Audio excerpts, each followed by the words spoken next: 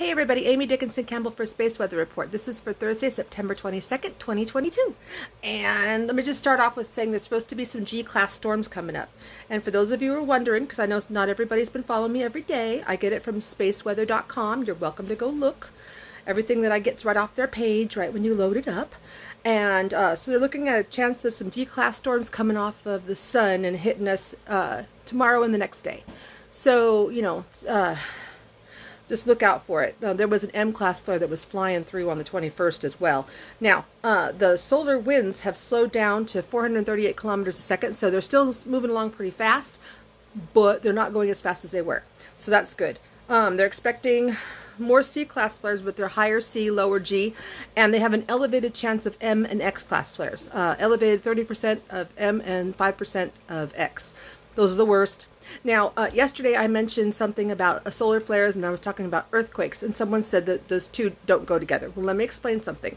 Most of the time, they're completely separate. Coronal mass ejections and solar flares are typically different. But because we're in a solar maximum cycle, our solar flares are actually coming out of holes in the sun. They're blowing out of the middle of the sun. So these solar flares aren't just a coronal mass ejection is a big explosion off of the sun, and the solar flares are little ones, but these are actually coming out of holes in the sun that are so messed up, they're actually making the sun's magnetic field warble. So it is impacting. Our solar flares aren't normal solar flares. They're like mini coronal mass ejections. So, it's kind of messed up. So, and then because our cycle should be, we're more UV protection during a solar maximum cycle, and we just don't have it.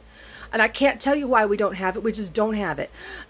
We're getting more fried. So that's why the sun seems more intense and everything's frying so much worse than it has been.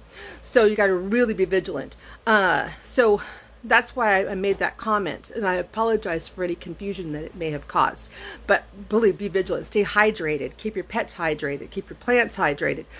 Stay out of the direct sunlight as much as possible. And you don't have to hole up in the house, but, the neutron count went down again. Speaking of, hole up in the house, neutron count went down again, so it's still elevated, but it's not nearly as bad as it has been, so that's good. Also, there's expecting an asteroid that's going to be about 2 lunar distance from the planet. It's the closest one that they're expecting, and you might be able to see it with your naked eye because it's not too far away. But again, I don't know when it's supposed to pass by. It never tells me that much. All right, you guys, so stay vigilant. Keep your pets and yourselves and your plants hydrated. Use your surge suppressors because these do impact what's going on.